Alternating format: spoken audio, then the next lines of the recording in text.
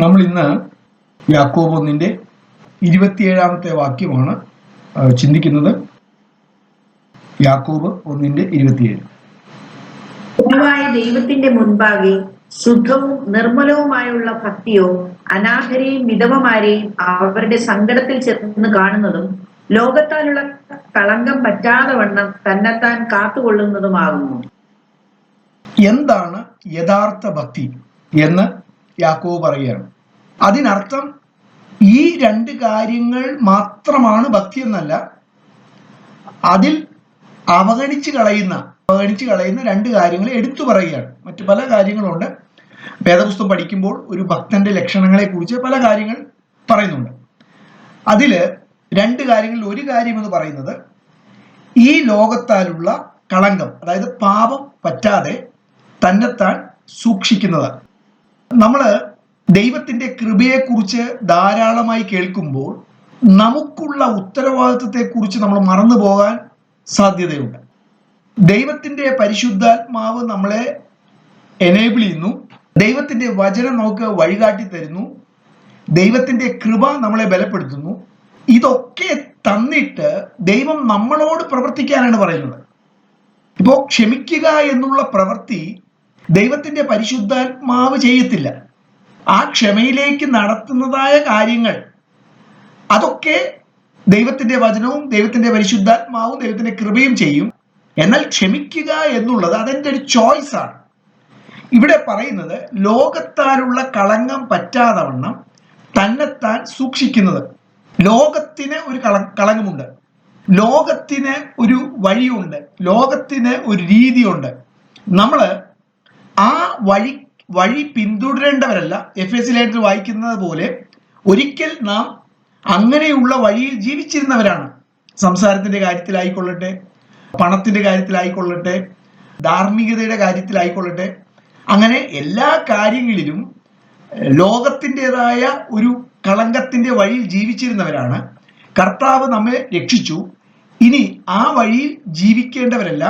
ആ കളങ്കം നമ്മിൽ പറ്റാനുള്ള വലിയ സാധ്യത ഉള്ള ഒരു ലോകത്തിലാണ് നമ്മൾ ജീവിക്കുന്നത്. അത് പറ്റാതെ നാം നമ്മെ തന്നെ സൂക്ഷിക്കേണ്ടത് ആവശ്യമാണ്.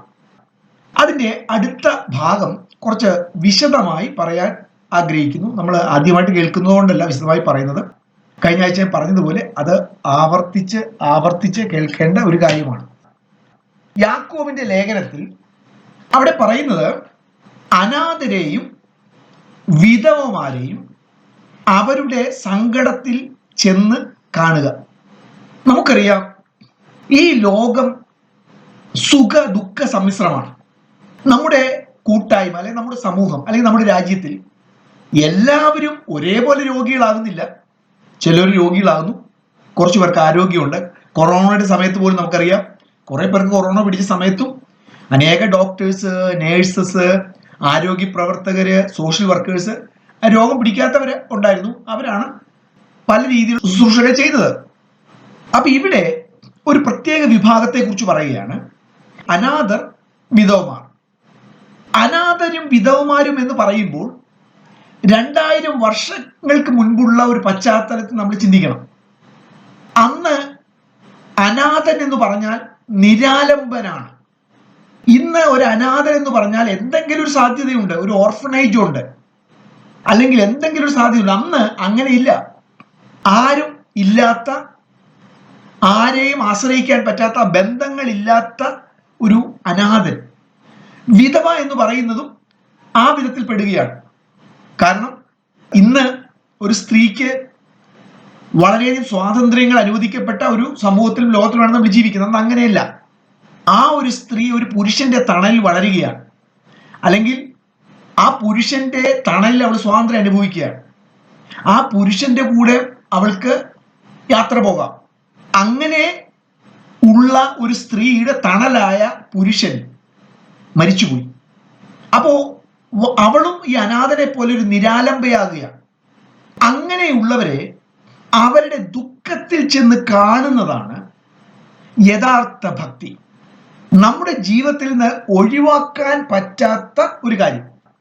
അവിടെ ചില കാര്യങ്ങൾ ശ്രദ്ധിക്കണം. അനാഥർ, വിധവമാർ എന്ന് പറഞ്ഞത് അനാഥരും വിധവമാരും എന്ന അർത്ഥത്തിൽ മാത്രമല്ല, നിരാലംബരായവർ, രോഗികൾ, ആശ്വാസവും ആശ്രയവും ആവശ്യമായവർ. നമുക്കറിയാം, പ്രത്യേകിച്ചും ചാരിറ്റബിൾ പ്രവർത്തനങ്ങളിലൊക്കെ ഏർപ്പെട്ടിരിക്കുന്നവർക്കറിയാം എത്രയോ ദാരുണമാണ് മനുഷ്യന്റെ ഓരോ അവസ്ഥകൾ. ഇന്ന് ഞാനൊരു വിവാഹത്തിന് പോയി. അപ്പോൾ ഉച്ചയ്ക്ക് ഭക്ഷണം കഴിക്കുമ്പോൾ എൻ്റെ അടുത്തിരുന്ന 3 സ്ത്രീകളാണ്. എനിക്ക് തോന്നുന്നു അമ്മയും 2 മക്കളുമാണ്. അതിൽ ഇളയ മകൾക്ക് എനിക്ക് തോന്നുന്നു ഒരു 18 വയസ്സിന് മുകളിലുണ്ട്.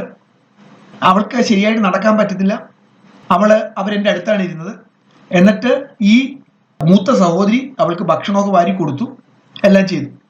അപ്പൊ ഇതുപോലെ നമുക്കുള്ള ഫെസിലിറ്റീസ്, നമുക്കുള്ള സൗകര്യങ്ങൾ, നമുക്കുള്ള ആരോഗ്യം, നമുക്കുള്ള അവസരങ്ങൾ ഇല്ലാത്ത ഒരു സമൂഹം, അങ്ങനെയുള്ളവരോട് ഒരു കരുണ കാണിക്കാത്ത ആത്മീകത എന്ന് പറയുന്നത് അത് ദൈവം അംഗീകരിക്കുന്നതേ അല്ല. അതില്ലാത്തത് ദൈവത്തിന്റെ വഴിയേ അല്ല. അവിടെ ശ്രദ്ധിക്കേണ്ട ഒരു കാര്യം, അവിടെ പറയുന്നത് ഇങ്ങനെയാണ്: അനാഥരെയും വിധവമാരെയും അവരുടെ സങ്കടത്തിൽ ചെന്ന് കാണുന്നത്. എന്നാ ശരി, നമുക്ക് കുറച്ച് അനാഥരെയും വിധവമാരെയും സന്ദർശിക്കാം എന്ന് ഉള്ളൊരു സന്ദർശനമല്ല, അവരുടെ ആവശ്യത്തിൽ സന്ദർശിക്കുക. നമ്മുടെ ഒരു പ്രശ്നം ഞാൻ സാധാരണ കണ്ടിട്ടുള്ളത്, ഒരു വണ്ടി ഇടിച്ചു ഒരാൾ വഴി കിടക്കുക, ആരും തൊടത്തില്ല. ആ സമയത്ത് ഒരു മനുഷ്യൻ മനസ്സലിഞ്ഞ് അയാൾ ചെന്ന് അദ്ദേഹത്തിൽ നിന്ന് എടുത്താൽ അപ്പോഴേക്ക് ആളുകളൊക്കെ ഒരുപാട് കൂടും. പിന്നെ പിടിവലിയായി, ഞാൻ എടുത്തോളാം, ഞാൻ പോയിക്കോളാം എന്ന് പറഞ്ഞ് പിടിവലിയായി. ഓക്കെ, അപ്പോൾ ആദ്യത്തെ സ്റ്റെപ്പ് അയാൾ ചെയ്തു, ആവശ്യമുണ്ടായിരുന്നു. എന്നാൽ അപ്പോഴേക്കും ആളുകൾ വന്നു. പിന്നെ അയാളുടെ ആവശ്യമില്ലെങ്കിൽ അയാൾ ഒഴിഞ്ഞിരിക്കണം. ഞാൻ പറഞ്ഞത് ആവശ്യത്തിൽ പ്രവർത്തിക്കുക. When they are in need, we will be available. എപ്പോഴാണോ ആവശ്യം അവിടെ നമ്മൾ ഉണ്ടാകുക. ഈ ശുശ്രൂഷ എന്ന് പറയുന്നത്, ഞാൻ ആരെയാണോ ശുശ്രൂഷിക്കുന്നത് അയാൾക്ക് ആശ്വാസവും സുഖവും കിട്ടുന്ന ഒരു പ്രവൃത്തിയാണ്. ഇപ്പൊ ഞാൻ രോഗിയായി കിടക്കുകയാണ്. അപ്പൊ എനിക്ക് കുറച്ച് സ്വസ്ഥത വേണമെങ്കിൽ നമുക്ക് അയാളെ ശുശ്രൂഷിക്കാൻ കഴിയുന്നത് എങ്ങനെയാണ്? അയാളെ വിസിറ്റ് ചെയ്യാതിരിക്കുക. അപ്പൊ നമ്മൾ പറയില്ല, യാക്കോബ് 1:27 പറയുന്നത് അങ്ങനെയുള്ളവരെയൊക്കെ പോയി കാണുവാണ്, അതുകൊണ്ട് അയാൾക്ക് ഇഷ്ടപ്പെട്ടാലില്ലെങ്കിൽ ഞാൻ പോയി കാണും. അതല്ല ശുശ്രൂഷ. ശുശ്രൂഷ എന്ന് പറയുന്നത് അയാളുടെ കംഫർട്ടിന് വേണ്ടി, ആ രോഗിയായി കിടക്കുന്ന ആവശ്യക്കാരന്റെ ആവശ്യത്തിന് പ്രവർത്തിക്കുക. കർത്താവ് വിരുന്ന് കൊടുക്കുന്നതിനെ കുറിച്ച് പറഞ്ഞപ്പോൾ ആർക്ക് വിരുന്ന് കൊടുക്കണമെന്നാണ് കർത്താവ് പറഞ്ഞത്. നമ്മളെല്ലാവരും പാലിക്കാത്ത കർത്താവിന്റെ ഒരു ഉപദേശമാണത്. വിരുന്ന് കഴിക്കാൻ സാധ്യതയില്ലാത്തവന് വിരുന്ന് കൊടുക്കാനാണ് കർത്താവ് പറഞ്ഞത്. അവന് നീഡുണ്ട്. അപ്പൊ ഇവിടെ പറയുന്നത് എന്താണ്? കഷ്ടതയിൽ സന്ദർശിക്കുക. പിന്നെ ഒരു പ്രശ്നം, നമ്മൾ പലപ്പോഴും സന്ദർശിക്കുന്നത്, അല്ലെങ്കിൽ എന്ത് പറയും, മറ്റുള്ളവർ നമ്മളെക്കുറിച്ച് എന്ത് പറയും? അവൻ രോഗിയായിട്ട് കിടന്ന്, അല്ലെങ്കിൽ അവൻ അനാഥനായി, അല്ലെ അവിടെ വിധവയാണ്, ഞാൻ പോയി സന്ദർശിച്ചില്ലെങ്കിൽ എന്ത് സംഭവിക്കുമെന്നുള്ള നമ്മോടുള്ള സ്നേഹം കൊണ്ടാണ് നമ്മൾ പലപ്പോഴും ചെയ്യുന്നത്. ഞാൻ ആ പറയുന്ന പോയിന്റ് ഇത്രയേ ഉള്ളൂ. ശുശ്രൂഷിക്കുക എന്ന് പറഞ്ഞാൽ അവന് നീഡുണ്ടെങ്കിൽ ചെയ്യുക, അവന് വേണ്ടെങ്കിൽ വേണ്ട. ഞാൻ ഇപ്പോൾ ഒരാൾ രോഗിയെ കിടക്കുകയാണ്, അപ്പൊ ഞാൻ പറഞ്ഞ ഫുഡ് ഉണ്ടാക്കി കൊണ്ടുവരാം. അയാൾ പറഞ്ഞു എനിക്ക് വേണ്ട, എനിക്ക് അധികം കഴിക്കാൻ പറ്റില്ല, ഞാൻ കൊണ്ടുവരും എന്ന് പറഞ്ഞിട്ട് ഞാൻ ഒരു ഗംഭീരം ചാപ്പാടൊക്കെ ഉണ്ടായി അയാളെ കൊണ്ടുപോയി അത് ഊട്ടിച്ച് അദ്ദേഹത്തിന് വേണ്ടാത്ത അസുഖമൊക്കെ പിടിച്ച്, ഇതൊന്നും അല്ല. മനുഷ്യന്റെ വേദന കാണാത്ത ആത്മീകത പരിഹാസ്യമാണ്. എന്തുകൊണ്ടാണ് ക്രിസ്തീയ മതം പലപ്പോഴും പരിഹസിക്കപ്പെടുന്നത്? ഇനി നമ്മൾ ഈ കത്തോലിക്കരെയൊക്കെ ചീത്ത പറഞ്ഞാലും വടക്കേ ഇന്ത്യയിൽ ക്രിസ്ത്യാനികൾക്ക് എന്തെങ്കിലും ഒരു അംഗീകാരം കിട്ടുന്നുണ്ടെങ്കിൽ അതൊക്കെ ഇവര് ചെയ്യുന്ന ചാരിറ്റബിൾ പ്രവർത്തനങ്ങളുടെ കെയർ ഓഫിലാണ്. ക്രിസ്തീയ ജീവിതത്തിന്റെ അല്ലെ ക്രിസ്തീയ വഴിയുടെ അടിത്തറയായി കിടക്കുന്ന ഒരു കാര്യമാണ് കാരുണ്യ പ്രവൃത്തികൾ. കാരുണ്യ പ്രവൃത്തികൾ രക്ഷയ്ക്ക് വേണ്ടി ചെയ്യുന്നതല്ല, രക്ഷിക്കപ്പെട്ട ഒരാൾ ചെയ്യേണ്ട കാര്യമാണ് കാരുണ്യ പ്രവൃത്തികൾ. ഞാൻ ഈ ഈ കാര്യം പ്രിപ്പയർ ചെയ്യുമ്പോൾ എനിക്കറിയാം നമ്മൾ ഈ പറയുന്ന കാര്യങ്ങളൊന്നും പുതുതായിട്ടല്ല, സഭയിൽ പലപ്പോഴും മെസ്സേജ് ആയിട്ടൊക്കെ നമ്മൾ പറഞ്ഞ കാര്യമാണ്. എങ്കിലും എന്നെ കുറേ നാളുകളായി വേദനിപ്പിക്കുന്ന ഒരു കാര്യം ഈ തലമുറയുടെ ലക്ഷറിയാണ്. അത് ഞാൻ ഈ തലമുറയെ മാത്രം കുറ്റം പറയുന്നില്ല, ഈ തലമുറയോട് ചേർന്ന് നമ്മളും അതിൽ ഭാഗവാക്കായി. വേദപുസ്തകത്തിൽ ധനവാന്മാരോട് ബന്ധത്തിൽ പറഞ്ഞിരിക്കുന്ന പല വാക്യങ്ങളുണ്ട്, പല ഭാഗങ്ങളുണ്ട്. അതെല്ലാം തന്നെ വായിച്ചാൽ, പ്രത്യേകിച്ച് പുതിയ നിയമത്തിൽ, അതെല്ലാം തന്നെ നല്ല പങ്കും നെഗറ്റീവായിട്ടാണ് പറഞ്ഞിരിക്കുന്നത്. അതിനെ പ്രോത്സാഹിപ്പിച്ചുകൊണ്ടല്ല പറഞ്ഞിരിക്കുന്നത്. യാക്കോബ് 1:10 വാക്യം, ധനവാനോ പുല്ലിന്റെ പൂ പോലെ ഒഴിഞ്ഞു പോകുന്നവനാകിയാൽ തന്റെ എളിമയിലും പ്രശംസിക്കട്ടെ. തന്റെ താഴ്ചയിലാണ് പ്രശംസിക്കേണ്ടത് എന്ന് പറഞ്ഞാൽ അവൻ താഴ്ചയാണ്. അതിന്റെ കാരണം എന്താ പറയുന്നത്? അവന്റെ ധനം പുല്ലിന്റെ പൂ പോലെ കൊഴിഞ്ഞു പോകുന്നതാണ്. മറ്റൊരു ഭാഗം നമ്മൾ കാണുന്നത് 5-ാം അധ്യായത്തിലാണ്. നമ്മൾ അത് കുറച്ച് വിശദമായിട്ട് നോക്കുക. വേദപുസ്തകത്തിൽ കൂടുതൽ മുന്നറിയിപ്പ് നൽകിയിരിക്കുന്നത് ദരിദ്രർക്കല്ല. ഞാൻ ഈ പറയുന്നതൊക്കെ കേവല സ്റ്റേറ്റ്മെന്റുകളല്ല, നിങ്ങൾ പരിശോധിക്കുക. വേദപുസ്തകത്തിൽ കൂടുതൽ മുന്നറിയിപ്പ് നൽകിയിരിക്കുന്നത് ധനവാന്മാർക്കാണ്. നമുക്ക് 5-ാം അധ്യായത്തിലേക്ക് വരാം. 5:1 മുതൽ 6 വരെയുള്ള വാക്യങ്ങളാണ് നമ്മൾ ഓരോന്നോരോന്നായിട്ട് നോക്കാൻ പോവാം. അവിടെ 5:1 വാക്യം, അല്ലയോ ധനവാന്മാരെ, നിങ്ങളുടെ മേൽ വരുന്ന ദുരിതങ്ങൾ നിമിത്തം കരയുകയും ഉച്ചത്തിൽ നിലവിളിക്കുകയും ചെയ്യും. അത് തന്നെയാണ് 1-ാം അധ്യായത്തിൽ യാക്കോബ് പറഞ്ഞത്. ധനവാൻ തന്റെ താഴ്ചയിൽ പ്രശംസിക്കട്ടെ എന്ന് പറഞ്ഞാൽ താഴ്ചയാണ് അവന് സംഭവിക്കാൻ പോകുന്നത്. ഓക്കെ, ഇവിടെ പറയുന്നത് നിങ്ങൾക്ക് വരാൻ പോകുന്ന ദുരിതം ഓർത്ത് നിങ്ങൾ കരഞ്ഞ് മുറയിടുവിൻ. അവിടെ പറഞ്ഞ വാക്കുകൾ ഇങ്ങനെയാണ്, കരയാനല്ല പറയുന്നത്. എൻ്റെ ട്രാൻസ്ലേഷനിൽ കരയുകയും ഉച്ചത്തിൽ നിലവിളിക്കുകയും ചെയ്യും. ചില ട്രാൻസ്ലേഷനിൽ കരഞ്ഞ് മുറയിടുവിൻ. നമ്മൾ ഏത് ഘട്ടത്തിലാണ് കരഞ്ഞ് മുറയിടുന്നത്? കരച്ചില് നമുക്കറിയാം, അതിനേക്കാൾ കൂടിയ ഒരളവിലുള്ള നിലവിളി. എന്താ? എൻ്റെ സമ്പത്തിനോട് ബന്ധപ്പെട്ട് ഒരു ദുരിതം വരാൻ പോകുന്നു. Terrible trouble. എന്താ കാര്യം? We are accountable for what all things we have received. നമ്മൾ സ്വീകരിച്ച എല്ലാറ്റിനും കണക്ക് പറയണം. നമ്മളിങ്ങനെ വായിക്കുന്നത്, നമ്മൾ പറയുന്ന ഒരു നിസാര വാക്കിന് പോലും ന്യായവിധി ദിവസത്തിൽ കണക്ക് പറയണം. എല്ലാറ്റിനും, വാക്ക് മാത്രമല്ല, എല്ലാറ്റിനും. എനിക്ക് നന്മ ചെയ്യാൻ ലഭിച്ച അവസരങ്ങൾ, നമ്മൾ ഇങ്ങനെയാണ് വായിക്കുന്നത്, ഒരുവന് നന്മ ചെയ്യുവാൻ അറിഞ്ഞിട്ടും ചെയ്യാതിരിക്കുന്ന ഒരു പാവമാണ്. എനിക്ക് ലഭിച്ച സമ്പത്ത്, എൻ്റെ കയ്യിൽ വന്ന പണം, ഇതിനെ ഒരു ദരിദ്രനെ സംബന്ധിച്ച് അവൻ്റെ കയ്യിൽ കുറച്ച് പണമേ ഉള്ളൂ. എൻ്റെ കയ്യിൽ വന്നത് അധികമാണെങ്കിൽ അതാണല്ലോ സമ്പന്നൻ.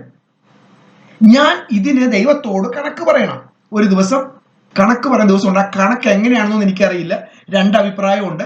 ഒന്ന്, കണക്ക് പറഞ്ഞിട്ട് അതിനോടുള്ള ബന്ധത്തിലുള്ള ചില പണിഷ്മെന്റ്. അപ്പോൾ ഒരു ചോദ്യം വരും, ദൈവമക്കൾക്ക് എങ്ങനെ പണിഷ്മെന്റ് ഉണ്ടാകുന്നത് എനിക്കറിയത്തില്ലെന്നൊന്നും. പക്ഷേ കണക്ക് പറയണം. അപ്പൊ കണക്ക് പറയുക എന്ന് പറഞ്ഞാൽ അന്നാ മോനെ പോട്ടടാ എന്ന് പറയുന്ന ഒരു നിസാര ഭാവമാണെന്ന് ഞാൻ ചിന്തിക്കുന്നില്ല.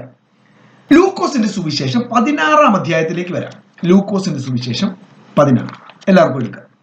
വളരെ സംശയമുണ്ടാക്കുന്ന ഒരു അധ്യായമാണ് ഈ 16-ാം അധ്യായം. അവിടെ പറയുന്ന യേശു പറഞ്ഞ ഒരു ഉപമയാണ്. ഒരു ധനവാനായ മനുഷ്യന് ഒരു കാര്യവിചാരകൻ ഉണ്ടായിരുന്നു. കാര്യങ്ങളൊക്കെ നോക്കി നടത്തുന്ന ഒരു സൂപ്പർവൈസർ ഉണ്ടായിരുന്നു. ഒരു ദിവസം ഈ ധനവാനായ ഓണർ പറഞ്ഞു, നിന്റെ കണക്കൊക്കെ ഒന്ന് കൊണ്ടുപോവാ എന്ന് പറഞ്ഞു.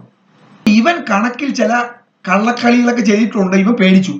ഇവന് മനസ്സിലായി, യജമാനൻ കണക്ക് നോക്കിയിട്ട് കണക്ക് തെറ്റായി കാണുമ്പോൾ എന്നെ പറഞ്ഞു വിടും. അതിനെന്ത് ചെയ്തു?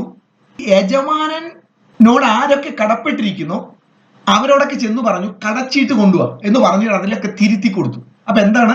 യജമാനൻ പറഞ്ഞു വിട്ടാലും ഇവരൊക്കെ പിന്നെ സഹായിക്കുമല്ലോ. ഇത് പറഞ്ഞിട്ട് നമുക്കറിയാം, ഇത് നല്ല പ്രവൃത്തിയല്ല, ഒരു വിശ്വാസിക്ക് ചെയ്യാൻ പറ്റിയ പ്രവൃത്തിയല്ല. പക്ഷെ യേശു പറഞ്ഞ വാക്ക് എന്താണ്? അതിന്റെ 8-ാമത്തെ വാക്യം. ഈ അനീതിയുള്ള കാര്യവിചാരകൻ ബുദ്ധിയോടെ പ്രവർത്തിച്ചത് കൊണ്ട് യജമാനൻ അവനെ പുകഴ്ത്തി. വെളിച്ച മക്കളെക്കാൾ ഈ ലോകത്തിന്റെ മക്കൾ തങ്ങളുടെ തലമുറയിൽ ബുദ്ധിയേറിയവരല്ലോ. അപ്പൊ നമുക്ക് തോന്നാം ഇവൻ ചെയ്ത കള്ളത്തരം, വഞ്ചന യേശു അപ്രിഷിയേറ്റ് ചെയ്യാണ്, യേശു പ്രോത്സാഹിപ്പിക്കുകയാണ്. അല്ല, എന്താ യേശു ഇവിടെ പറയുന്നത്? അവൻ പണത്തോടുള്ള ബന്ധത്തിൽ ഒരു കാര്യം ചെയ്തു, അത് ലോകത്തിന്റെ കണ്ണിൽ ബുദ്ധിയുള്ള കാര്യമാണ്. എന്നിട്ട് യേശു പറഞ്ഞു, ഇങ്ങനെയുള്ള കാര്യങ്ങളിൽ വെളിച്ചത്തിലുള്ള മക്കളെക്കാൾ, അതായത് കർത്താവിന്റെ മക്കളെക്കാൾ ലോകത്തിന്റെ മക്കളും മിടുക്കന്മാരാണ്. അപ്പൊ ഇവിടെ ഒരു ചോദ്യം, നമ്മളും ഈ മിടുക്ക് കാണിക്കുകയാണെങ്കിൽ, കള്ളത്തരത്തിലും പറ്റിക്കലിലും ഒക്കെ മിടുക്ക് കാണിക്കുകയാണെങ്കിൽ, നമ്മള് വെളിച്ചത്തിന്റെ മക്കളാണോ ഇരുളിന്റെ മക്കളാണോ? അപ്പൊ ഇവിടെ പറയുകയാണ്, ലോകത്തിന്റെ മക്കൾ ഇങ്ങനെയുള്ള കാര്യങ്ങളിൽ മിടുക്ക് കാണിക്കും. എന്നിട്ട് യേശു പറയാണ്, അവൻ എന്ത് ചെയ്തു? അവൻ പണത്തോടുള്ള ബന്ധത്തിൽ ഒരു കാര്യം ചെയ്തിട്ട് അതിലൂടെ സ്നേഹിതന്മാരെ ഉണ്ടാക്കി. അതുപോലെ കള്ളത്തരം ചെയ്തിട്ടല്ല, നിങ്ങളുടെ കയ്യിലുള്ള പണം അത് ചെലവഴിച്ചിട്ട് നിത്യതയിൽ സ്നേഹിതന്മാരെ ഉണ്ടാക്കിക്കൊള്ളുവിൻ. അതല്ലേ വായിച്ചത് 9-ാമത്തെ വാക്യത്തിൽ? അനീതിയുള്ള മാമോനെ കൊണ്ട് നിങ്ങൾ സ്നേഹിതന്മാരെ ഉണ്ടാക്കി കൊള്ളുവിൻ എന്ന് ഞാൻ നിങ്ങളോട് പറയുന്നു. അത് ഇല്ലാതെയാകുമ്പോൾ അവർ നിത്യ കൂടാരങ്ങളിൽ നിങ്ങളെ ചേർത്ത് കൊള്ളുവാൻ ഇടയാണ്. ഓക്കെ, ഈ മാമോൻ എന്ന് പറയുന്നത് പണത്തിന് ഉപയോഗിക്കുന്ന മറ്റൊരു വാക്കാണ്. അവിടെ യേശു പറയുന്ന അനീതിയുള്ള മാമോൻ എന്ന് പറയുന്നത്, ഈ പണത്തെ യേശു നല്ല ഒരു പ്രയോഗം കൊണ്ട് പറഞ്ഞിട്ടില്ല. കാര്യം വേദപുസ്തകത്തിന്റെ കാഴ്ചപ്പാടിൽ ദ്രവ്യാഗ്രഹം സകലവിധ ദോഷത്തിനും കാരണം. ട്രാൻസാക്ഷന് വേണ്ടി ഉപയോഗിക്കുന്ന ഒരു വസ്തു എന്ന അർത്ഥത്തിൽ മാത്രമല്ല, പണത്തോടുള്ള ബന്ധത്തിലുള്ള ചതി, പണത്തോടുള്ള ബന്ധത്തിലുള്ള ആഗ്രഹം, പണത്തോടുള്ള ബന്ധത്തിലുണ്ടാകുന്ന കാര്യങ്ങൾ. ഇവിടെ പറഞ്ഞത് എന്താണ്?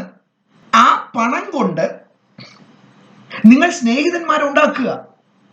അതില്ലാതാവുന്ന ഒരു ദിവസം വരും. എന്നാണ്? സ്വർഗത്തിലെ പണത്തിന്റെ പരിപാടിയൊന്നുമില്ല. അവിടെ അവർ നിങ്ങളെ ചേർക്കാനിടയായി തീരും. അതായത് നിങ്ങളുടെ അക്കൗണ്ടിലാണ് അവരെ ദൈവപ്പെടുത്തിയിരിക്കുന്നത്. അതുകൊണ്ടാണ് യാക്കോബ് പറയുന്നത്, ധനവാന്മാരെ, നിങ്ങൾക്ക് വരുവാൻ പോകുന്ന ദുരിതങ്ങൾ നിമിത്തം കരഞ്ഞു മുറയിടുവിൻ. കാരണം പല കാരണം ഉണ്ടായാലും ഒരു കാരണം, നിങ്ങളുടെ പണത്തിന് നിങ്ങൾ കണക്ക് കൊടുക്കണം.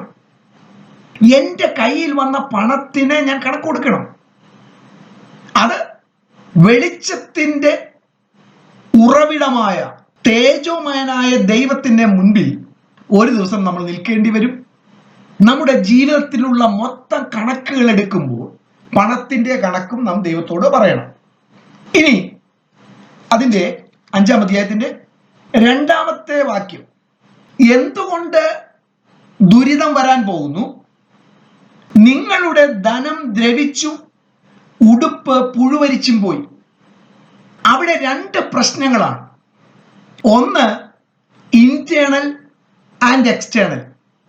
നമ്മുടെ പ്രധാനമന്ത്രി ബഹുമാനപ്പെട്ട നരേന്ദ്രമോദി 1000-ന്റെ നോട്ട് നിരോധിച്ചപ്പോൾ നെഞ്ചത്തടിച്ച് കരഞ്ഞ ആളുകൾ ആരും പാവങ്ങളല്ല.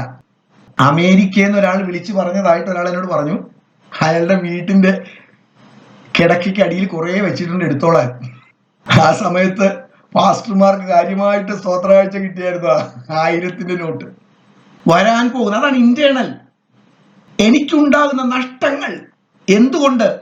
ഞാൻ കൂട്ടിവെച്ച പണം നമ്മൾ ചിന്തിക്കരുത് അത് ഹൃദയത്തിൽ കയറിയിട്ടില്ലെന്ന്. കയറും. കർത്താവ് പറഞ്ഞത്, നിന്റെ നിക്ഷേപം എവിടെയാണോ അവിടെ നിന്റെ ഹൃദയമാകാതെ സൂക്ഷിക്കാനല്ല കർത്താവ് പറഞ്ഞത്, അവിടെ ആയിരിക്കും നിന്റെ ഹൃദയം. നിങ്ങളുടെ ധനം ദ്രവിച്ചുപോയി, ഉടുപ്പ് പുഴുവരിച്ചു പോയി. അതൊന്നും നിലനിൽക്കുന്ന സമ്പത്തല്ല. അത് വെച്ചുകൊണ്ടിരുന്നാൽ അത് നഷ്ടപ്പെട്ടു പോകും. 3-ാമത്തെ വാക്യത്തിൽ, നിങ്ങളുടെ പൊന്നും വെള്ളിയും കറ പിടിച്ചു. കറ പിടിക്കത്തക്ക വിധത്തിൽ നമ്മുടെ കയ്യിൽ ഒന്നും ഉണ്ടാകരുത്. അതാണ് ദുരിതം. അതാണ് ഞാനീ പറഞ്ഞ ഇന്റേണൽ. ഇനി എക്സ്റ്റേണൽ ആണ് ഞാൻ നേരത്തെ പറഞ്ഞ ന്യായ ദിവസത്തിൽ ഈ കറയൊക്കെ സാക്ഷിയാകും. അവിടെ തന്നെ പറയുന്നുണ്ടല്ലോ. ഇന്റേണൽ എന്താണ്? ആർക്കാണ് സമാധാനമില്ലാത്തത്? സമ്പത്ത് കൂടുമ്പോൾ നമ്മൾ ചിന്തിക്കുന്നത് സമാധാനം ഉണ്ടാകുമെന്നാണ്. ഞാൻ കണ്ടിട്ടുള്ളതിൽ ഏറ്റവും സമാധാനം അനുഭവിക്കുന്ന ഒരു മനുഷ്യന് സ്വന്തമായി വീടില്ല, സ്വന്തമായി കാറില്ല, സ്വന്തമായി സ്കൂട്ടറില്ല. സമ്പത്ത് കൂടുന്തോറും സമാധാനം കൂടുകയല്ല. എന്താ സമാധാനം നഷ്ടപ്പെടുന്നേ? ഇത് കട്ടോണ്ടു പോകൂ. എൻ്റെ ബ്രദറിന്റെ മോൻ, അവൻ്റെ കൂടെ പഠിച്ച ഒരു കൂട്ടുകാരൻ വലിയ ധനികനാണ്, രാജസ്ഥാനിയാന്ന് തോന്നുന്നു. അപ്പൊ ഒരു പ്രാവശ്യം അവൻ വെക്കേഷൻ അവൻ്റെ വീട്ടിൽ പോയി അർദ്ധരാത്രി ഏതോ സമയത്ത് മൊത്തം ലൈറ്റ് കത്തി. അപ്പൊ ഇവൻ എന്താന്ന് മനസ്സിലായില്ല. പിറ്റേ ദിവസം ചോദിച്ചപ്പോഴാണ് അങ്ങനെ സെറ്റ് ചെയ്ത് വെച്ചേക്കുവാണ്. ഇടയ്ക്കിടയ്ക്ക് മൊത്തം ലൈറ്റ് കത്തും, കാരണം കള്ളം വരരുത്. മൊത്തം ജീവിതം പേടിയാണ്. സമ്പത്ത് കൂടുന്തോറും താഴിന്റെ വലിപ്പവും കൂടുകയാണ്. സമാധാനം നഷ്ടപ്പെട്ടു പോകും. എപ്പോഴും പേടിയാണ്. അത് ഇന്റേണലി. ഇനി എക്സ്റ്റേണലി നമ്മൾ വായിച്ചത് ഇങ്ങനെയാണ്: ആ കറ നിങ്ങൾക്കെതിരെ സാക്ഷിയാകും. അന്ത്യകാലത്ത് നിക്ഷേപങ്ങൾ സ്വരൂപിച്ചു. ഞാൻ പറഞ്ഞല്ലോ, പ്രത്യേകിച്ചും നമ്മുടെ സഭയിലുള്ള ഏൺ ചെയ്യുന്ന ചെറുപ്പക്കാർ, എല്ലാവരെ കുറിച്ചാണെങ്കിൽ പറയുന്നെങ്കിൽ ഞാൻ അവരെ കുറച്ച് ഊന്നൽ കൊടുത്ത് പറയുകയാണ്. കാര്യം, ഈ തലമുറയ്ക്ക് നഷ്ടപ്പെട്ടു പോയിരിക്കുന്ന ഒരു ദൈവിക ഗുണമെന്ന് പറയുന്നത് കൊടുക്കാൻ അവരെ പഴയ തലമുറയെ പോലെ പഠിപ്പിക്കുന്നില്ല. പഴയ തലമുറയിലെ അമ്മമാര് രാത്രി ചോറ് ബാക്കി വന്നാൽ, അന്ന് ഫ്രിഡ്ജില്ലല്ലോ, അവര് വിളിച്ചു ചോദിക്കുമായിരുന്നത്രേ, അത്താഴ പട്ടിണിക്കാരുണ്ടോ, അത്താഴ പട്ടിണിക്കാരുണ്ടോ? അല്ലെങ്കിൽ ഞങ്ങൾ ഈ ചോറിൽ വെള്ളം ഒഴിക്കാൻ പോവാ, കാരണം രാവിലെ പഴങ്കഞ്ഞിയായിട്ട് കുടിക്കും. അപ്പൊ ആരെങ്കിലും ഉണ്ടെങ്കിൽ വാ. അങ്ങനെ ഒരു തലമുറ, ദാരിദ്ര്യത്തിൽ കിടന്ന തലമുറയാണ്. നമ്മുടെ സമ്പന്നതയില്ല, നമ്മുടെ സുഖങ്ങളില്ല. അങ്ങനെയുള്ളൊരു തലമുറ നിന്നു പോകുകയാണ്. അന്ത്യകാലത്ത് നിക്ഷേപങ്ങൾ സ്വരൂപിച്ചു വെച്ചിരിക്കുന്നു. ഇനി 4-ാമത്തെ വാക്യം: നിങ്ങളുടെ നിലങ്ങൾ കൊയ്ത വേലക്കാരുടെ കൂലി നിങ്ങൾ ചതിവിൽ പിടിച്ചു വെച്ചല്ലോ. ഒരിക്കലും ഒരിക്കലും മറ്റൊരാളുടെ കണ്ണുനീര് നിങ്ങളുടെ ആഹാരമാകരുത്. ഞാൻ എൻ്റെ വീട്ടിൽ പണിക്ക് വരുമ്പോൾ പറ്റിക്കുന്നവരെല്ലാം ഉദ്ദേശിക്കുന്നത്, അല്ലാത്തവർ കൊടുത്തിട്ട് എനിക്ക് മതിയോ എന്ന് ഞാൻ ചോദിക്കും. കാര്യം, അവൻ്റെ കണ്ണുനീര് എൻ്റെ ആഹാരമാകരുത്. നന്നായി പണിയെടുക്കുന്ന, വിശ്വസമായിട്ട് പണിയെടുത്തു, അപ്പൊ അവർക്കുള്ളൊരു കൂലി. പ്രത്യേകിച്ച് ഈ എൻ്റെ വീട്ടിലേക്ക് പണിയെടുക്കുന്ന മിക്കവാറും എൻ്റെ നാട്ടുകാരനായിരിക്കും. അതുകൊണ്ട് അവർക്ക് എന്നോട് പൈസ ചോദിക്കാൻ മടിയാണ്. ഞാൻ എന്തു കൊടുത്താലും ഒരു മേടിച്ചുകൊണ്ട് പോകും. അപ്പോൾ എനിക്കൊരു പ്രശ്നം, ഞാൻ കൊടുക്കുന്നത് ന്യായമാണോ? അപ്പൊ ഇവിടെ എന്താ പറയുക? നിങ്ങളുടെ നിലങ്ങൾ കൊയ്ത വേലക്കാരുടെ കൂലി നിങ്ങൾ ചതിവിൽ പിടിച്ചു വെച്ചുവല്ലോ. അതൊരിക്കലും ചെയ്യരുത്. മറ്റൊരാളുടെ വേദന, മറ്റൊരാളുടെ കണ്ണുനീരിന്റെ ആഹാരമാകരുത്. ഞാൻ ഈ ശാപത്തിൽ വിശ്വസിക്കുന്നില്ല. ശാപം എന്ന് പറഞ്ഞാൽ പ്രത്യേകിച്ചും ഈ കേഴ്സ് ബ്രേക്കിങ്ങും പരിപാടികളൊക്കെ ഉണ്ടല്ലോ. പ്രത്യേകിച്ച് പുതിയ ഇതിൽ ശാപം എന്നതിനേക്കാൾ പാപം എന്ന വാക്കാണ് ഉപയോഗിക്കാൻ ആഗ്രഹിക്കുന്നത്. ഒരു വിശ്വാസിയുടെ ശാപമെല്ലാം കർത്താവ് ക്രൂശിന്മേൽ വഹിച്ചു എന്ന് തന്നെയാണ് ഞാൻ വിശ്വസിക്കുന്നത്. പക്ഷെ ഒരു കാര്യത്തിൽ എനിക്ക് അത്ര ഉറപ്പില്ല. എൻ്റെ പിതാവ് മറ്റൊരാളെ ചതിച്ചും ഉപദ്രവിച്ചും, ഇതിൽ പറയുന്നത് പോലെ അങ്ങനെയുള്ള വേലക്കാരുടെ കൂലി പിടിച്ചും ഉണ്ടാക്കിയ പണമാണ് എനിക്ക് പിതൃസ്വത്തായി തന്നിരിക്കുന്നത് എന്ന് എനിക്ക് അറിഞ്ഞിട്ടും ആ സ്വത്ത് വെച്ചുകൊണ്ടിരുന്നാൽ അത് ഈ ശാപത്തിന്റെ സെക്ഷനിൽ പെടുമെന്ന് ഒരു ചിന്ത എനിക്കുണ്ട്. എൻ്റെ പിതാവ് വളരെ ദരിദ്രനായ ഒരു വ്യക്തി ആയിരുന്നിരിക്കാം. ആ നാട്ടിൽ പല ധനികന്മാരുണ്ടായിരുന്നിരിക്കാം. അല്ലെങ്കിൽ ഒരു ധനികനുണ്ട്, അയാളെ പറ്റിച്ച് അല്ലെ അയാളെ വഞ്ചിച്ച് അയാളുടെ സ്വത്ത് മുഴുവൻ കൈക്കലാക്കി പിന്നീട് അയാൾ ഭയങ്കര ദരിദ്രനായി മാറി. ഈ പണം എൻ്റെ കയ്യിൽ വന്നു. ഞാനല്ല തെറ്റ് ചെയ്തത്, പക്ഷെ എൻ്റെ അപ്പനാണ്. എനിക്കറിയാം ഈ കഥയൊക്കെ. അറിയാമെങ്കിൽ ആ പണം ഞാൻ വെച്ചുകൊണ്ടിരിക്കുന്നത് ഒരു നല്ല പ്രവൃത്തിയല്ല, അത് ശാപത്തിന്റെ പരിഗണനയിൽ വരുമെന്നാണ് എൻ്റെ ഒരു ബോധ്യം. ഇവിടെ എന്താ പറയുന്നത്? നിങ്ങളുടെ നിലങ്ങൾ കൊയ്ത വേലക്കാരുടെ കൂലി നിങ്ങൾ ചതിവിൽ പിടിച്ചല്ലോ. അപ്പൊ എങ്ങനെയാണ് ഇവിടെ ധനികനായത്? ഒന്ന്, കൊടുക്കേണ്ടതുപോലെ കൊടുത്തില്ല. പ്രത്യേകിച്ചും ആ കാലത്തും ഇപ്പോഴും വടക്കേ ഇന്ത്യയിലൊക്കെ സംഭവിച്ചുകൊണ്ടിരിക്കുന്ന വലിയൊരു ചതിയുണ്ട്. ഞാൻ ഈ അടുത്തും കേട്ടു, കർണാടകയിലുള്ള ചില ഭാഗങ്ങളിലൊക്കെ ഉണ്ട്. അതായത് എന്തെങ്കിലും ഒരു ആവശ്യം വരുമ്പോൾ അവരുടെ കൂടെ ജോലി ചെയ്യുന്ന മനുഷ്യന് ഈ മുതലാളി കുറച്ച് പണം ലോണായിട്ട് കൊടുക്കും. എന്നിട്ട് ഇത്ര പലിശ എന്നും പറയും. അവൻ എത്ര നാള് പണിയെടുത്താലും അവൻ ഈ പലിശ അടച്ചു തീരുന്നല്ലാതെ അവൻ വാങ്ങിച്ച പണം കൊടുത്തു തീർക്കാൻ കഴിയത്തില്ല. അതുകൊണ്ട് തന്നെ ഇവൻ ജീവിതകാലം മുഴുവൻ ഇയാളുടെ അടിമയായി തുടരും. അവിടെ ഒരു വാക്ക് പറയുന്നത് ഇങ്ങനെയാണ്: നിങ്ങളുടെ നിലങ്ങൾ കൊയ്ത വേലക്കാരുടെ കൂലി നിങ്ങൾ ചതിവിൽ പിടിച്ചല്ലോ. അത് ഏത്? അവരുടെ നിലവിളി, അത് നിങ്ങളുടെ അടുക്കൽ നിന്ന് നിലവിളിക്കുന്നു. കൊയ്തവരുടെ നിലവിളി സൈന്യങ്ങളുടെ കർത്താവിന്റെ ചെവിയിൽ എത്തിയിരിക്കുന്നു. ഇത് ഇവിടെ മാത്രം പറയുന്ന കാര്യമല്ല, ദുഃഖിതരായ മനുഷ്യന്റെ നിലവിളി, അത് വിശ്വാസി തന്നെ ആകണമെന്നില്ല, പ്രത്യേകിച്ചും വഞ്ചിക്കപ്പെട്ടവരുടെ നിലവിളി ദൈവത്തിന്റെ സന്നിധിയിൽ ചെല്ലും. പുറപ്പാട് പുസ്തകത്തിൽ നമ്മൾ വായിക്കുന്നുണ്ട്, ഇസ്രായേൽ മക്കൾ അവരുടെ കഷ്ടതയിൽ ദൈവത്തോട് നിലവിളിച്ചു. ആ നിലവിളി ദൈവത്തിന്റെ സന്നിധിയിൽ ചെന്നു. വേദനിക്കുന്നവന്റെ, പ്രത്യേകിച്ചും വഞ്ചിക്കപ്പെട്ട് വേദന അനുഭവിക്കുന്നവന്റെ നിലവിളിക്ക് വേഗത കൂടുതലാണ്. ഇതൊന്നും നമ്മുടെ ജീവിതത്തിൽ സംഭവിക്കരുത്. മാർക്കറ്റിൽ പച്ചമുളകോ വാഴപ്പിണ്ടിയോ വാഴക്കൂമ്പോ ഒക്കെ വിറ്റ് ആ കിട്ടുന്ന 100 രൂപ കൊണ്ട് 50 രൂപയ്ക്ക് മീനും വാങ്ങിച്ച് 50 രൂപ കൊണ്ട് വീട്ടിലേക്ക് മടങ്ങിപ്പോകുന്ന ഒരു അമ്മച്ചി ആ മാർക്കറ്റിൽ ഉണ്ടെങ്കിൽ, ആ അമ്മച്ചി പറഞ്ഞ കൂമ്പിന്റെ വില തർക്കിച്ചും വാദിച്ചും അമ്മച്ചി പറഞ്ഞ് 20 രൂപ അത് 10 രൂപയാക്കി മേടിച്ചിട്ട് ആ 10 രൂപയും കൊണ്ട് നമ്മൾ വീട്ടിലേക്ക് പോകുന്നത് അത്ര നല്ല കാര്യമല്ല. കാരണം നമ്മൾ അതിൻ്റെ അപ്പുറത്ത് ഒരു ഹോട്ടലിൽ കയറി ഭക്ഷണം കഴിച്ചിട്ട് കൊടുക്കുന്ന ടിപ്പ് 500 രൂപയാണ്. അതാണ് പ്രശ്നം. ഇവിടെ അമ്മച്ചിയുടെ, ഞാൻ ഈ അമ്മച്ചിയുടെ കഥയൊക്കെ പറഞ്ഞ ഞങ്ങളുടെ ഈ മാർക്കറ്റിൽ, മരുതൂർ മാർക്കറ്റിൽ ഇങ്ങനെയുള്ള കുറെ അമ്മച്ചിമാരുണ്ട്. അങ്ങനെയുള്ളവരുടെ, അവരെ വഞ്ചിച്ചാലുള്ള ആ നിലവിളി ദൈവത്തിന്റെ സന്നിധിയിൽ ചെല്ലും. അങ്ങനെ ഉണ്ടാക്കിയ ആ സമ്പത്ത് അത് ദൈവസന്നിധിയിൽ വേഗത്തിൽ ചെല്ലുന്നു, നിലവിളിക്കുന്നു. ഇനി 5-ാമത്തെ വാക്യം, നിങ്ങൾ ഭൂമിയിൽ ആഡംബരത്തോടെ സുഖിച്ച് പുളച്ച് കൊല ദിവസത്തിൽ എന്ന പോലെ നിങ്ങളുടെ ഹൃദയത്തെ കൊഴിപ്പിച്ചിരിക്കുന്നു. ഒരു കാര്യം നമ്മൾ മനസ്സിലാക്കണം, ആഡംബരം കൂടുന്തോറും ദരിദ്രരെ നമ്മൾ കൂടുതൽ ഉണ്ടാക്കുകയാണ്. ലോകത്തിൽ ഏറ്റവും കൂടുതലുള്ളത് സമ്പന്നരല്ല, ദരിദ്രരാണ്.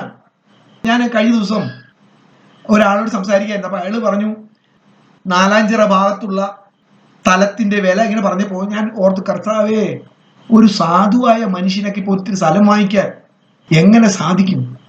അതുപോലെ കൂടി. പണ്ട് പറയാറുണ്ട്, മാർക്കറ്റിൽ മീനിന്റെ വില കൂട്ടിയതിൽ ഗൾഫുകാർക്ക് ഒരു പങ്കുണ്ടെന്ന് പറയാറുണ്ട്. കാര്യം അത് കുമ്പനാടിനുള്ള ബന്ധമല്ല പറയുന്നത്, തിരുവല്ല കുമ്പനാട്. അവിടെയുള്ള ലോക്കൽ ഒരു മനുഷ്യൻ ഒരു ചൂരയ്ക്ക് 100 രൂപ പറഞ്ഞു, 60 രൂപയ്ക്ക് ഇങ്ങനെ തർക്കിച്ചു പഠിക്കുമ്പോഴാണ് ഒരു ഗൾഫുകാരൻ വന്നിട്ട് എത്രയാണ് 100 രൂപ അതൊക്കെ കൊടുത്തു. അത് കൊണ്ടുപോയപ്പോ ഈ ലോക്കലാണ്, ഗൾഫുകാരനല്ലാത്തവൻ, അവൻ വായ്മൊളിച്ച് ഭൂമിയിൽ ആഡംബരത്തോടെ സുഖിച്ച് പുളച്ച് കൊല ദിവസത്തിൽ എന്ന പോലെ നിങ്ങളുടെ ഹൃദയത്തെ കൊഴിപ്പിച്ചിരിക്കുന്നു. നമ്മൾ കണ്ണ് തുറന്ന് ഒന്ന് നോക്കണം. പ്രത്യേകിച്ചും ഈ തലമുറ, ഈ തലമുറയുടെ ആഡംബരം എന്ന് പറഞ്ഞാൽ, ദൈവം നിങ്ങൾക്ക് തന്നത്, പണ്ടത്തെ തലമുറയ്ക്ക് കൊടുത്തത് 1000-ങ്ങളാണെങ്കിൽ നിങ്ങൾക്ക് തരുന്ന ലക്ഷങ്ങളാണ്. 2 ഓപ്ഷൻ ഉണ്ട്. വേണമെങ്കിൽ ഈ ലോകത്തിൽ സ്നേഹിതന്മാരെ ഉണ്ടാക്കാം, ആരും ഒന്നും പറയത്തില്ല. അതേ സമയത്ത് സ്വർഗത്തിൽ സ്നേഹിതന്മാരെ ഉണ്ടാക്കാം. പട്ടിണിക്കാർ ഒരുപാടുണ്ട്. ദാരിദ്ര്യം അനുഭവിക്കുന്നവർ വളരെ അധികമുണ്ട്. പ്രത്യേകിച്ചും വടക്കേന്ത്യയിൽ. കേരളത്തിലെ അവസ്ഥ കുറേയൊക്കെ മാറി, എങ്കിലും ഞാൻ കേരളത്തിലെ കഥയാണ് ഈ പറഞ്ഞത്. അതുകൊണ്ട് പ്രത്യേകിച്ചും ഈ തലമുറയോട്, ഏൺ ചെയ്യുന്ന ഈ തലമുറയോട് ഞാൻ പറയുകയാണ്, നിങ്ങൾ കൊടുക്കാൻ പഠിക്കണം. അത് സന്തോഷത്തോടെ കൊടുക്കാൻ പഠിക്കണം. മറ്റുള്ളവരുടെ വേദന നമ്മളൊന്ന് പോയി കാണണം. ഓർഫനേജസ്, ഓൾഡ് ഏജ് ഹോംസ്, അതുപോലെയുള്ള ചില ചേരി പ്രദേശങ്ങളൊക്കെ ഒന്ന് പോയി വിസിറ്റ് ചെയ്യേ. നീഡ്സ് അപ്പോഴേ അറിയൂ. കർത്താവ് ഈ ലോകത്തിലായിരുന്നപ്പോൾ അശരണരുടെ, ദരിദ്രരുടെ കണ്ണുനീര് തുടച്ച ആ കൈ നമുക്കാണ് കൈമാറിയിരിക്കുന്നത്. ഇനി കർത്താവല്ല തുടയ്ക്കുന്നത്. കർത്താവിന്റെ കെയർ ഓഫിൽ, കർത്താവിന്റെ നാമത്തിൽ നമ്മളാണ് തുടയ്ക്കേണ്ടത്. ധാരാളമായി കൊടുക്ക്, ഔദാര്യത്തോടെ കൊടുക്ക്. കാരണം ദൈവം തന്നതാണ്, അത് കൂട്ടിവെക്കാനുള്ളതല്ല. കൊടുക്ക്. കുറച്ച് വാക്യങ്ങൾ മാത്രം വായിച്ചിട്ട് നമ്മൾ ഈ ബൈബിൾ സ്റ്റഡി അവസാനിപ്പിക്കുന്നു. ഹീബ്രു 13:16, എബ്രായർ 13:16. And do not forget to do good and share with others, for with such sacrifices God is pleased. 1 Timothy chapter 6, 18-19. 1 തിമോഥെയോസ് 6:18-19 വരെ. Tell them to use their money to do good. They should be rich in good works and generous to those in need, always being ready to share with others. By doing this, they will be storing up their treasure as a good foundation for the future, so that they may experience true life. Okay, അത് ഞാൻ മലയാളത്തിലും കൂടി ഒന്ന് വായിക്കാം.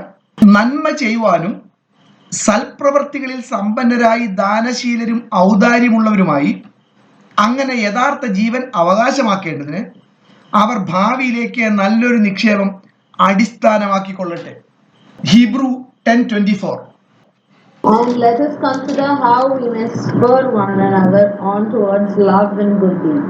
Okay, ഞാനത് മലയാളത്തിൽ വായിക്കാം. സ്നേഹത്തിനും സൽപ്രവൃത്തികൾക്കും ഉത്സാഹം വർദ്ധിപ്പിക്കുവാൻ പരസ്പരം തീക്ഷ്ണത കാണിക്കാം. 1 John 3:17. ജോയൽ. എന്നാൽ ഈ ലോകത്തിലെ വസ്തുവകയുള്ളവൻ ആരെങ്കിലും തന്റെ സഹോദരന് മുട്ടുള്ളത് കണ്ടിട്ട് അവനോട് മനസ്സലിവ് കാണിക്കാൻ ദൈവത്തിന്റെ സ്നേഹം അവനിൽ എങ്ങനെ വസിക്കും? മീഖ 6:8.